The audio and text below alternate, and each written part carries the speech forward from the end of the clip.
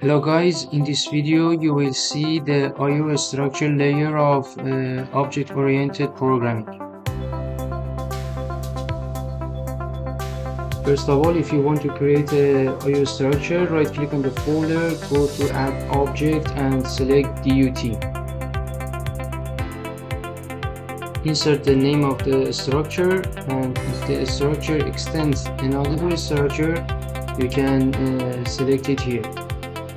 Okay, let's review the structures that I already defined.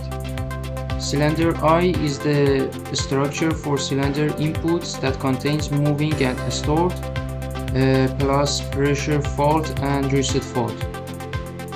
Cylinder O just includes a coil for sending the command.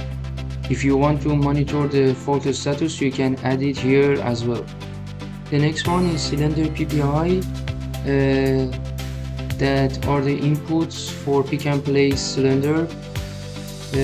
Detected object moving in X and Z directions, the state number that shows the cylinder state, and it is an integer number that based on it the cylinder implements the sequence. The other inputs are fault and reset fault. Cylinder PPO consists of the command to grab and move in X and Z direction. Diffuse I contains the signal of the sensor. Machining center I includes start, stop, busy, fault and reset fault signals. The machining center O has coil plus fault status. Motor I has start, stop, overload fault and reset fault. Motor O contains the coil and fault status. Product line I contains the general input signals like auto switch, reset, start, stop and emergency buttons, and reset button for the counter.